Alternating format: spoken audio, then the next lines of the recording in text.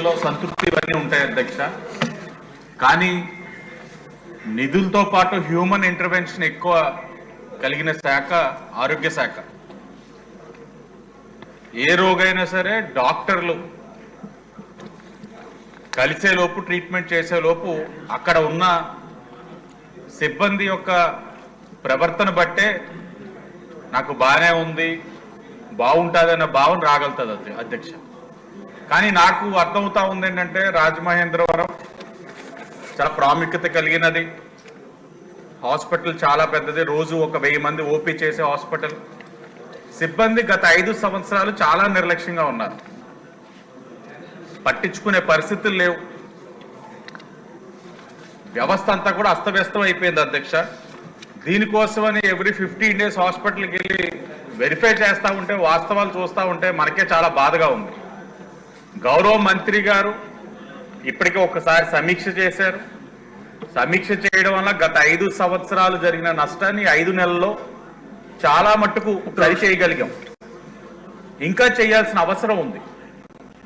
కొన్ని major డిపార్ట్మెంట్స్లో head of departments లేని పరిస్థితి, ఫుల్లీ ఎక్విప్మెంట్స్ ఉంటాయి. రాజమహేంద్రవరంలో ఇంత ఇన్ఫ్రాస్ట్రక్చర్ ఉంటుంది, బట్ స్టిల్ ఇంకా కాకినాడకి రెఫర్ చేస్తారు అధ్యక్ష. ఒక్క నిమిషం, ఏమంటే కొంచెం మీరు డిసిప్లిన్ పాటించాలి. ఒక గుంపుగా చేరిపోయారు, అక్కడ గుంపులు వద్దు. కంటిన్యూ. ఎక్విప్మెంట్స్ అంతా ఉంటాయి, అయినా కూడా కాకినాడకి రెఫర్ చేసే పరిస్థితులు. కారణం ఏంటంటే నిర్లక్ష్యం, 5 సంవత్సరాల అధికార యంత్రాంగం నిర్లక్ష్యం. మీ ద్వారా మంత్రి గారిని కోరేది ఏమిటంటే, ఇంతలా ఇన్ఫ్రాస్ట్రక్చర్ ఉన్న హాస్పిటల్లో మనం ఇంకా కేసెస్ కాకినాడ లాంటి సెంటర్స్కి రెఫర్ చేస్తున్నామంటే, 1 డాక్టర్స్ కొరత, 2 అక్కడ ఉన్న వ్యవస్థ నిర్లక్ష్యం. దానిపైన సమీక్షించి రాబోయే రోజులు ఈ పరిస్థితి ఉండకుండా చూడాలన్నది మీ ద్వారా ఆయన కోరుతా ఉన్నాం అధ్యక్ష. అలాగే ఇంకా చాలా ఫండ్స్ రిక్వైర్మెంట్ కూడా ఉంది రాజమహేంద్రవరం గవర్నమెంట్ హాస్పిటల్కి. ఆ ఫండ్స్ అలొకేషన్ కూడా చేసి ఏ రోగి కూడా వచ్చిన వారు వైద్యం అందలేదన్న బాధ రాకుండా ఉండేందుకు, 1 వచ్చిన వారు సంపూర్ణంగా ఆనందంగా బయటికి వెళ్లే విధంగా కూడా చూడాల్సిన అవసరం ఉందని మీ ద్వారా మంత్రి గారిని కోరుతా ఉన్నారు. Thank you. యార్లగడ్డ వెంకట్రావు గారు. అధ్యక్ష,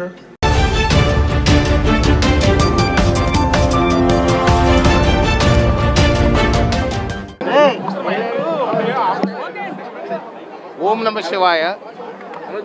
ఈరోజు ఈ యొక్క రాజమండ్రి ఎంతో చరిత్ర కలిగినటువంటి కోటిలింగాల రేవులో కోటి దీపోత్సవం అనేది 19 సత్యనారాయణ చారిటబుల్ ట్రస్ట్ వారు నిర్వహించడం చాలా ఆనందదాయకం. అద్భుతమైన కార్యక్రమాన్ని నిర్వర్తిస్తున్నారు. కార్తీక మాసంలో దీపానికి ఉన్నటువంటి ప్రాముఖ్యత చాలా గొప్ప ప్రాముఖ్యత ఉంది. పురాణాలు, ఇతిహాసాల్లో కూడా చూస్తే కార్తీక మాసం దీపం అనేది ఒక ఆత్మస్వరూపం అని చెప్తుంటారు. అలాంటి ఆత్మస్వరూపమైన దీపాలన్నీ కూడా వెలిగించి మానవాళి అంతా కూడా సుఖంగా సంతోషంగా ఉండాలని, సకల జీవకోటి సంతోషంగా ఆయురారోగ్యాలతో ఉండాలని, ప్రకృతి విపత్తులన్నిటిని జరిగే ఇబ్బందుల నుండి అంతా కూడా కాపాడాలని పరమశివుణ్ణి, శివకేశవులకి ఇద్దరికి అత్యంత ప్రీతికరమైన కార్తీక మాసంలో దీపోత్సవం చేయడం అనేది చాలా గొప్ప విషయం. వారి యొక్క 19 సత్యనారాయణ చారిటబుల్ ట్రస్ట్ వారు ఈ యొక్క ఆశేష భక్త జనానికి అందరికీ కూడా మోక్షాన్ని కల్పించినటువంటి పరిస్థితి ఈరోజు ఇక్కడ కనిపిస్తుంది. ఎంతోమంది, వేలాది మంది కార్యక్రమాలకి మహిళలు, చిన్నపిల్లలు సైతం కూడా విచ్చేసి, ముఖ్యంగా ఈరోజు కార్తీక సోమవారం కూడా ప్రత్యేకమైన విశిష్టత ఉంది. అలాంటి పరిస్థితుల్లో ఈరోజు ఇంత దీపోత్సవం ఏర్పాటు చేయడం అనేది చాలా గొప్ప విశేషం. ఎంతోమందికి ఆనందాన్ని, ముక్తిని, భక్తిని అన్నిటిని కలిపి ప్రసాదించినటువంటి కార్యక్రమానికి నన్ను ఆహ్వానించడం, నేను మొట్టమొదటిసారిగా ఈ దీపోత్సవ కార్యక్రమంలో పాల్గొనడం పూర్వజన స్వీకృతంగా భావిస్తున్నాను. ఎందుకంటే ఇలాంటి కార్యక్రమంలో పాల్గొనే అదృష్టం మనకు ఊరికే రాదు. డబ్బులు పెట్టి కొనుక్కుంటానో లేదా ఇంకోటి చేస్తానో రాదు. దైవానుగ్రహం ఉండాలి. పూర్వజనం సుకృతం ఉండడం వల్ల శ్రీ పంతం కొండలరావు గారి ఆహ్వానం మేరకు ఈ కార్యక్రమానికి వచ్చాము. ఈ కార్యక్రమం నిర్వహణలందరికీ కూడా ఇందులో భాగస్వామ్యం చేసినందుకు వారికి మనస్ఫూర్తిగా ధన్యవాదాలు తెలియజేస్తాను. ఇంకా గవర్నమెంట్ వచ్చి 5 నెలలు అయింది. త్వరలో రాబోయే రోజుల్లో ఆధ్యాత్మికంగా గోదావరికి చాలా ప్రాముఖ్యత ఉంది. ముఖ్యంగా ఇక్కడ కవులు, పండితులు, వేదానికి పుట్టినిల్లు రాజమహేంద్రవరం. అలాంటి రాజమహేంద్రవరంలో రాబోయే రోజుల్లో పూర్తి స్థాయిలో కూడా ఇక్కడ వేద సభలు నిర్వహించడం జరుగుద్ది. అదేవిధంగా ఆధ్యాత్మిక అన్ని విధాలుగా కూడా ఇక్కడ అభివృద్ధి చేద్దాం. ముఖ్యంగా కోరుకొండ లక్ష్మీ నరసింహస్వామి వారికి కూడా ఇక్కడ స్వయంభూగా ఉన్నటువంటి ఆలయాన్ని అభివృద్ధి చేస్తున్నాం. పుష్కరాల్లో భాగంగా ఇక్కడ ఉన్నటువంటి వివిధ దేవాలయాలన్నింటినీ కూడా అభివృద్ధిలోకి తీసుకొస్తాం, అన్నింటినీ డెవలప్ చేస్తాం. ఇక్కడ పరిస్థితి ఏంటంటే గత ప్రభుత్వం 5 ఏళ్ళు నిర్వీర్యం చేయడం వల్ల ఆధ్యాత్మికత అనేది వెనక్కి వెళ్ళిపోయింది. ఈ భక్తుల్లో కూడా మనోభావాలు దెబ్బతీసే విధంగా కూడా లాస్ట్ గవర్నమెంట్ పరిస్థితులు ఉన్నాయి. కాబట్టి వాటిలన్నిటిని కూడా రెక్టిఫై చేస్తూ ఈ పుష్కరాల నాటికి పూర్తి స్థాయిలో ఆధ్యాత్మికంగా ఇక్కడ పరవశించే విధంగా ప్రతి ఒక్కడు హిందువు అనేవాడు ప్రతి ఒక్కడు కూడా పరవశించే విధంగా ఇక్కడ ఏర్పాట్లు జరుగుతాయి. Thank you. అక్కడ పని ఉంది.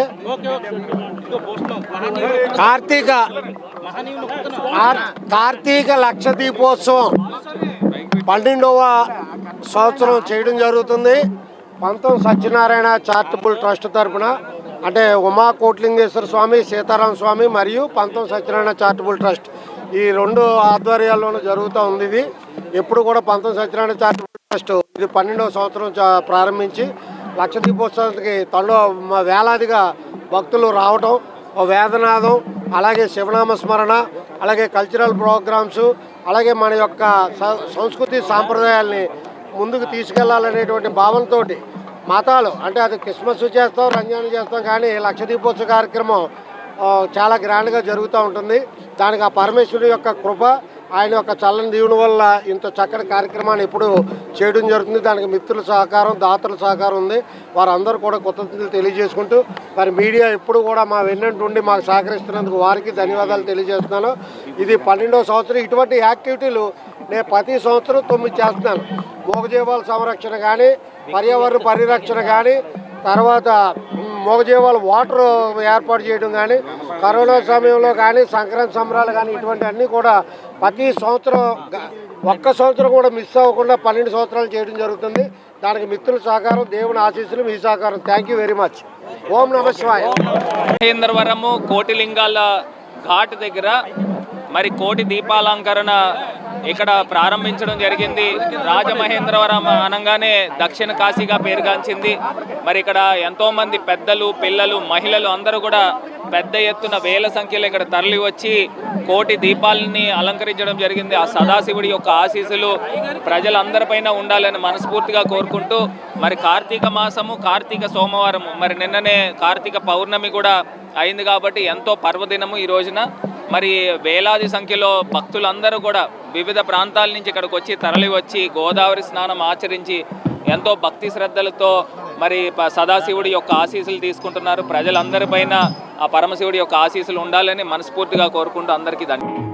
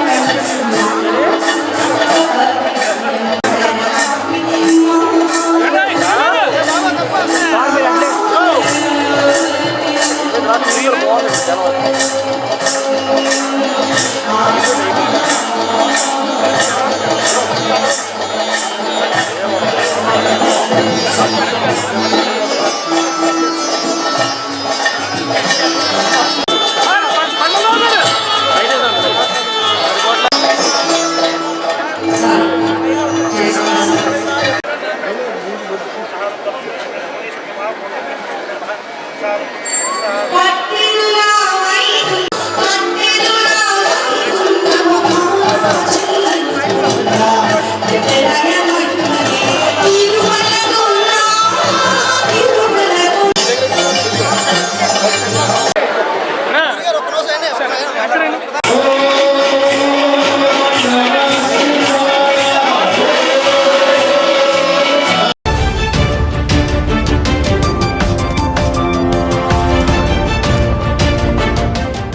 బాబోయ్ మన ఈఎస్ఐ హాస్పిటల్ అన్న దీనికన్నా బందిలా దొడ్డి మిన్న. మీరు పేరుకి చూస్తే 100 పడకల ఆసుపత్రి, ఉన్న సిబ్బంది 24 మంది, పేరు గొప్ప ఊరు దెబ్బ. ఇది చరిత్రాత్మకమైన ఈఎస్ఐ ఆసుపత్రి. దీనికోసం సిపిఐ అగ్రనేత, జట్లు లేపడి నిర్మాత చిట్టూరి ప్రభాకర్ చౌదరి గారు ఎంతో పోరాటం చేసి సాధించారు. ఇది అటువంటి ఈఎస్ఐ ఆసుపత్రి ఈరోజు అక్రమాలకు, అవినీతికి, దోపిడీకి అడ్డాగా మారిపోయింది. ఇక్కడ సూపరింటెండెంట్ ఉండరు, మీరు వెళ్ళండి ఎవరు ఉండరు. కనీసం మీ అందరికీ సీసీ కెమెరాలు ఉంటాయి మన ఇంట్లకి, మన చిన్న షాపులకి. ఏ సీసీ కెమెరాలు లేవు. ఎందుకంటే వాళ్ళ భాగోతం బయటపడితేనే సీసీ కెమెరాలు కూడా లేవు. కనీసం 100 పడకల ఆసుపత్రి అంటే 24 అవర్స్, కానీ 2 అవర్స్ పనిచేయదు. ఒక ఎంఆర్ఐ లేదు, ఒక సిటీ స్కాన్ లేదు, సరైన ఎక్స్రే లేదు, టూడోకో లేదు.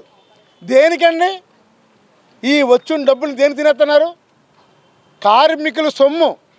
జట్లు లేబర్ యూనియన్ కార్మికులు, రెక్కాడితే డొక్కాడిని కార్మికులు కష్టపడి ఉదయం నుంచి ఎండలో మాడిపోయి సంపాదించిన డబ్బులు కడుతుంటే, ఈ ఆసుపత్రికి ఏదో నొప్పి వస్తుంటే ఇక్కడ వైద్యం చేయమని చెప్పి ప్రైవేట్ ఆసుపత్రులు ఇస్తున్నారు. అక్కడికి వెళ్ళిన వెంటనే ఈఎస్ఐ అని చెప్పగానే మీ బాడీలో అవి లేవు, ఈ లేవు, ఈ స్కాన్, ఆ స్కాన్, ఎక్స్రే అని చెప్పి సుమారుగా వేలాది రూపాయలు గుంజేస్తున్నారు. ఎందుకోసం ఈఎస్ఐ కార్డు? ఎవరి కోసం ఈఎస్ఐ కార్డు కోసం? కార్మికులు బలైపోతున్నారు. ఇక్కడి నుంచి కాకినాడ రెఫరల్ రాస్తారు గ్లోబల్కి, అపోలోకి, అక్కడ ఏమి చూడరు. ఒకటే కొడుతున్నాం, ఇది మా సొమ్ము, ఈ సేవ్ ఈఎస్ఐ హాస్పిటల్, దీన్ని కాపాడుకుంటాం. ఇక్కడ ల్యాబ్ అన్నీ జరపాలి, అన్ని స్కాన్లు ఇక్కడే చేయాలి, సరైన వైద్యం ఇక్కడే చేయాలి. లేకుంటే మాత్రం ఈరోజు మేము ఇదయ్యాం. రేపు ఈ తూర్పుగోదావరి జిల్లాలో ఉన్న అన్ని కార్మిక సంఘాలను కలుపుకొని, అన్ని రాజకీయ పార్టీలను కలుపుకొని పెద్ద ఎత్తున ఉద్యమం చేస్తాం.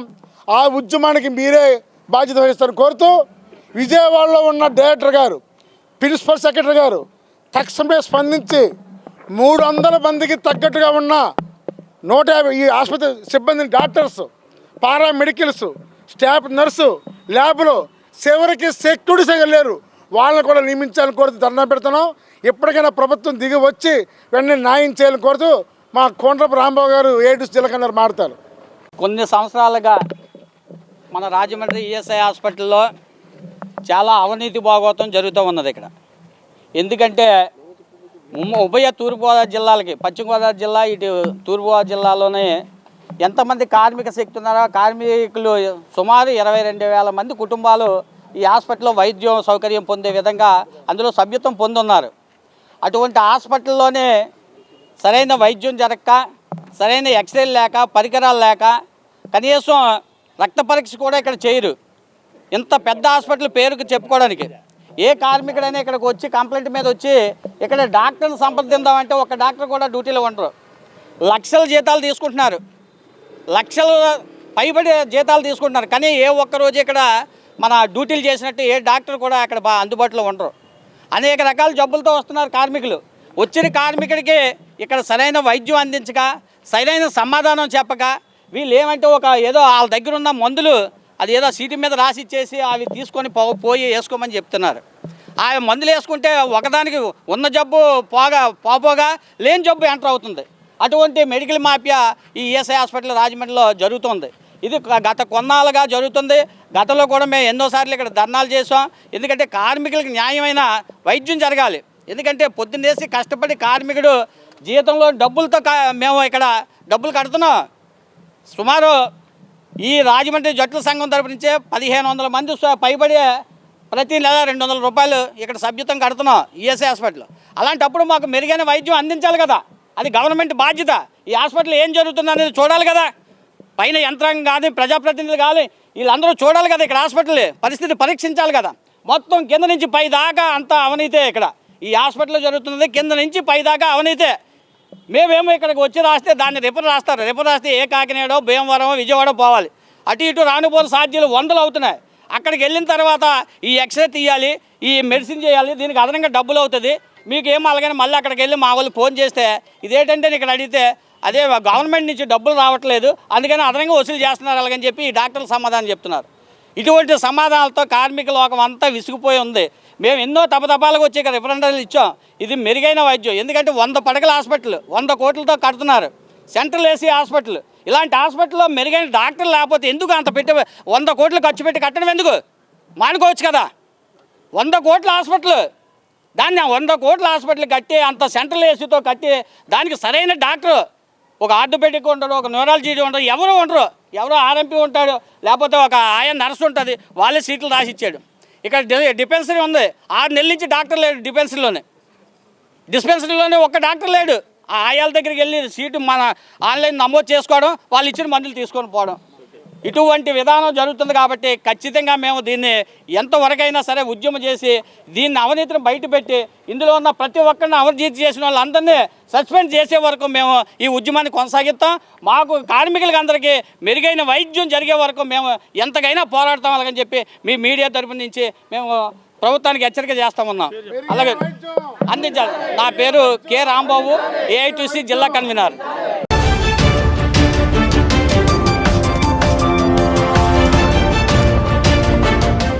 పనిచేస్తున్నటువంటి భారతదేశంలో ఉన్నటువంటి అతిపెద్ద సంస్థ, ఏకైక సంస్థ అనేటువంటి విషయాన్ని అందరూ కూడా నేను తెలియజేయడానికి ఆనందపడుతున్నాను. ఇక్కడ చాలా మంది దండోరా వర్గానికి సంబంధించినటువంటి వ్యక్తులు వచ్చారు. మా పార్టీ అన్ని సామాజిక వర్గాలను కూడా ఒకే దృష్టితో చూస్తుంది. 1977లో జనతా పార్టీ ఆవిర్భవించిన సందర్భంలో దేశానికి ఎవరిని ప్రధానమంత్రి చేయాలి అనే చర్చ వచ్చినటువంటి సందర్భంలో ఆనాడు జగజ్జీవన్ రావు గారు ఉప ప్రధానిగా జనతా పార్టీలో చేరిన సందర్భంలో ఏదైతే ఈవేళ భారతీయ జనతా పార్టీ ఉందో దాని పెద్దలు అందరూ కూడా జయప్రకాష్ నారాయణ గారి దగ్గరికి వెళ్ళి జగజ్జీవన్ రావు గారిని మొట్టమొదటిసారిగా ఒక ఎస్సీ ప్రధానమంత్రి భారతదేశానికి చేయాలని ప్రతిపాదించినటువంటి పార్టీ భారతీయ జనతా పార్టీ. ఇది అందరికీ తెలియనటువంటి విషయం. కానీ ఆవేళ చరణ్ సింగ్ దాన్ని ఆమోదించిన మూలంగా మొరార్జీ దేశాయ్ గారిని దేశానికి ప్రధానమంత్రి చేశారు. 80లో మరలా జగజ్జీవన్ రావు గారు భారతదేశానికి ప్రధానమంత్రి కావాలి అని జనతా పార్టీ తరఫున మేజర్గా ఆవేళ జనసంఘమే జనతా పార్టీలో ఉంది. వారిని ప్రధానమంత్రి అభ్యర్థిగా భారతదేశం అంతా తిప్పి జనతా పార్టీ తరఫున జగజ్జీవన్ రావు గారిని ప్రధానమంత్రి చేయాలి అనే ప్రతిపాదన చేసిన పార్టీ భారతీయ జనతా పార్టీ అనేటువంటి విషయాన్ని అందరూ కూడా నేను తెలియజేస్తాను. ఇవాళ సోదరులు సురేష్ గారు వారి సహచరులతోటి పార్టీలో చేరడానికి ఇవాళ ఇంత పెద్ద ఎత్తున పెద్ద సంఖ్యలో రావడం అనేది మా అందరికీ కూడా మేము స్వాగతించేటువంటి విషయం. ఇది ఒక రకంగా చెప్పాలంటే ప్రజల్లో భారతీయ జనతా పార్టీ పట్ల ఉన్నటువంటి ఒక సానుకూల ఆలోచన ఏదైతే ఉన్నదో దానికి నిదర్శనంగా మనం అందరం కూడా భావించవచ్చు అని చెప్పి మీ అందరికీ కూడా నేను తెలియజేస్తున్నటువంటి విషయం. సోదరులు వీర్రాజు గారు కావచ్చు, అదేవిధంగా మన బొమ్మల దత్తు గారు కావచ్చు, రేలంగి శ్రీదేవి గారు కావచ్చు, మాట్లాడుతున్నటువంటి సందర్భంలో ఏ విధంగా దేశానికి తన సేవని భారతీయ జనతా పార్టీ నాయకత్వంలో ఉన్నటువంటి కేంద్ర ప్రభుత్వం అందిస్తూ వస్తుందో, అదేవిధంగా సర్వవ్యాపి సర్వస్పర్శి అనేటువంటి భావనతోటి ఏ విధంగా ముందుకు వెళ్తుందో వారందరూ కూడా చాలా సవివరంగా మన అందరికీ తెలియజేయడం జరిగింది. సోదరులు సురేష్ గారు మాట్లాడుతున్నటువంటి సందర్భంలో వారు స్వయంగా ఏదైతే ఇప్పుడు సభ్యత్వ నమోదు కార్యక్రమం జరుగుతుందో దానిలో భాగంగా పెద్ద ఎత్తున సభ్యులు చేర్చడం కావచ్చు, అదేవిధంగా వారి వర్గం వారికి ఏ విధంగా భారతీయ జనతా పార్టీ తన సేవలను అందించిందో వారు చాలా సవివరంగా ఇందాక మనకి తెలియజేయడం జరిగింది. ఎక్కడికి వెళ్ళినా కూడా ఇప్పుడు ఇక్కడికి వచ్చినటువంటి వారిలో సైతం మైనారిటీలో ఉన్నారు, అదేవిధంగా సభ్యత్వ నమోదు కార్యక్రమాన్ని పురస్కరించుకుని నేను ప్రజల్లోకి వెళ్ళినప్పుడు ఎక్కడా వ్యతిరేకత అనేది భారతీయ జనతా పార్టీ పట్ల నాకు కనబడలేదు. ప్రజలు వారు ఎటువంటి లాభాపేక్ష లేకుండా ముందుకు వచ్చి మేము పార్టీలో చేరతాము అనేటువంటి భావంతో ముందుకు రావడం, భారతీయ జనతా పార్టీని ఆశీర్వదించారని చెప్పి సోదరులు సురేష్ గారు ఇందాక మనకి తెలియజేయడం జరిగింది. భారతీయ జనతా పార్టీ వాళ్ళ ప్రపంచంలోనే అతిపెద్ద పార్టీ అని చెప్పి మనందరికీ తెలుసు. నిన్న మొన్నటి వరకు కమ్యూనిస్ట్ పార్టీ ఆఫ్ చైనా ఉండేది, ఇప్పుడు భారతీయ జనతా పార్టీ అతిపెద్ద పార్టీగా ఆవిర్భవించింది. అయితే ఆ సందర్భంలో 2014 సంవత్సరం నుండి నేటి వరకు అధికారంలోకి వచ్చినటువంటి భారతీయ జనతా పార్టీ దేశానికి ఏ విధంగా సేవలు అందించిందో మనందరికీ తెలియనటువంటి విషయం కాదు. అందులోనూ ఇచ్చినటువంటి నినాదం ఏమిటంటే సబ్కే సాత్ సబ్కా వికాస్, అంటే సమాజంలో ఉన్నటువంటి వారందరినీ కలుపుకుని వారికి సంక్షేమాన్ని అందిస్తూ తద్వారా భారతదేశ సర్వతోముఖాభివృద్ధిని సాధించాలి అనేటువంటి భావన. ఇది జనసంఘ్ ఏదైతే భారతీయ జనతా పార్టీకి మూల సిద్ధాంతంగా అందించిందో, అంత్యోదయ అనేటువంటి మూల సిద్ధాంతం అందించిందో, ఆ మూల సిద్ధాంతం నుండి స్ఫూర్తి చెందుతూ ఈ నినాదానికి శ్రీకారం చుట్టారు నరేంద్ర మోడీ గారు. నాటి నుండి నేటి వరకు కూడా ఎటువంటి కార్యక్రమాన్ని, పథకాన్ని వారు ప్రవేశపెట్టినా దేశంలో ఉన్నటువంటి పేదవారు, బడుగు బలహీన వర్గాల వారు, వెనుకబడ్డ కులాల్లో ఉన్నటువంటి వారందరికీ నిజమైనటువంటి సేవ చేయాలి అనేటువంటి భావనతోటి వారు ముందుకు వెళ్ళారు. నరేంద్ర మోడీ గారు మొట్టమొదటిసారి వారు ప్రధానిగా బాధ్యతలు స్వీకరించినప్పుడు నేను ఈ దేశ ప్రధానమంత్రిని అని చెప్పి వారు అహంకారపూరితంగా మాట్లాడలేదు. నేను ఈ దేశ ప్రధాన సేవకుణ్ణి అని చెప్పి నరేంద్ర మోడీ గారు ఆనాడు చెప్పడం జరిగింది. అదేవిధంగా దేశంలో ఉన్నటువంటి వారందరికీ కూడా తన సేవల్ని మరి ప్రభుత్వ మాధ్యమంగా అందిస్తూ వచ్చారు. అనేక సందర్భాల్లో మేము చెప్తూ ఉంటాం, భారతీయ జనతా పార్టీ ఇతర రాజకీయ పార్టీల కంటే భిన్నమైన పార్టీ. ఏ విధంగా భిన్నమైన పార్టీ అంటే ప్రతి పార్టీ కూడా ఎన్నికల్లో పోటీ చేసి అధికారాన్ని కేవలం అధికారం కోసం గెలవాలి అనేటువంటి భావనతోటి ముందుకు పెడతాయి. కానీ భారతీయ జనతా పార్టీ ఖచ్చితంగా ఎన్నికల్లో పోటీ చేయాలి, గెలవాలి. కానీ మనం కైవసం చేసుకున్నటువంటి అధికారం ఏదైతే ఉందో అది అధికారం చెలాయించడానికి కాదు, ఆ అధికార మాధ్యమంగా సమాజానికి సేవ చెయ్యాలి అనేటువంటి దృక్పథంతో భారతీయ జనతా పార్టీ ముందుకు వెళ్తుంది.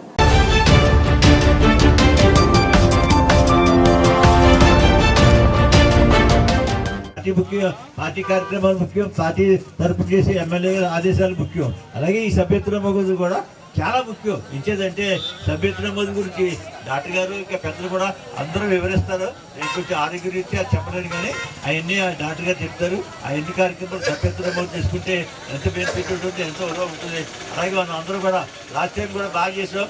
అలాగే అంత ముందు కూడా ఎప్పుడు చేస్తారనో ఈసారి కూడా ఇంకా అధికారం వచ్చింది కాబట్టి రేపు పొద్దున పార్టీ తరఫుగా మనం చేసే కార్యక్రమాలకి, పార్టీ చేసే అభివృద్ధి కార్యక్రమాలకి, సంక్షేమ కార్యక్రమాలకి మనం పాల్పంచుకోవాలంటే సభ్యత్వ నమోదు ఉంటే వాళ్ళకి ముందుగా వాళ్ళకి బెనిఫిట్ ఉంటుంది. ఇచ్చేదంటే రేపు పొద్దున మా దగ్గరకు వచ్చారనుకోండి, మా దగ్గర సామాన్యులకు వచ్చారనుకోండి, వస్తే మాకు పథకాలు పెన్షన్ రావాలి, ఇంకో రావాలంటే సభ్యత్వం చేశారని అడుగుతారు. ముందు ఎమ్మెల్యే దగ్గర కదా ఇన్ని సభ్యత్వాలు అయిన అడుగుతారు మమ్మల్ని. అలాగే మేము కూడా సభ్యత్వం చేశారా లేదా సభ్యత్వం చేసిన ముందు ప్రిఫరెన్స్ ఉంటుంది. హనుమంతరావు గారు చెప్పారు. అదే ఇది ఎంత ఇంపార్టెంట్ అని ఇప్పుడు ఈవెన్ నన్నకృష్ణ గారు కూడా మాట్లాడుతూ ఉన్నారు. ఈ మెంబర్షిప్ అనేది ముఖ్యంగా కొత్త ప్రభుత్వంలో చాలా నూతనంగా నారా లోకేష్ గారు ముఖ్యంగా ప్రతి కార్యకర్తకి మనం ఏదో ఒక రకంగా అండగా ఉండాలి. అది విద్య అయినా, వైద్యం అయినా, లేదా లోకల్గా ఏదైనా ఇబ్బందులు ఉన్నా సరే వీళ్ళందరినీ ఒకే తాట మీద, ఒకే ప్లాట్ఫామ్ మీద తీసుకొచ్చి వీళ్ళందరికీ ఒక నెంబర్ తెలుగుదేశం సైనికులని మనం చంద్రబాబు నాయుడు గారికి కానీ లోకేష్ గారిని తెలియజేయాలంటే ముందుగా ఈ కార్యక్రమాన్ని విజయవంతం చేయాలి.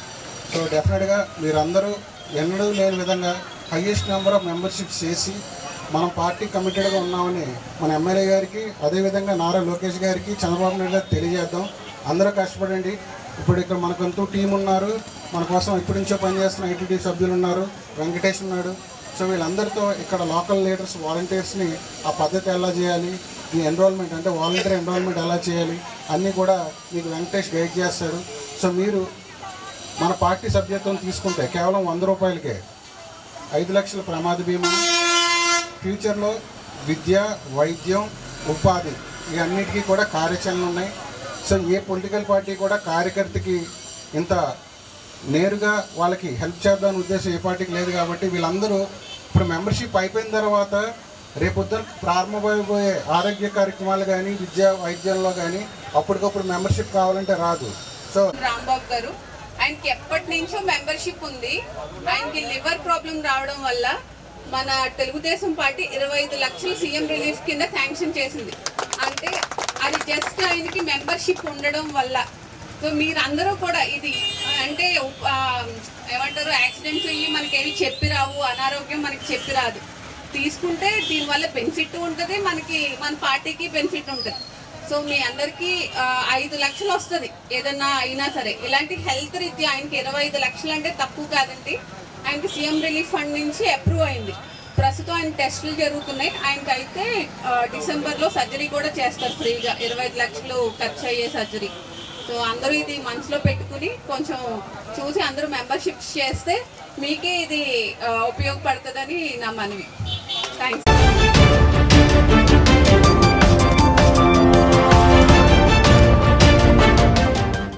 నాది యానిమల్ రెస్క్యూ ఆర్గనైజేషన్ కాకినాడ.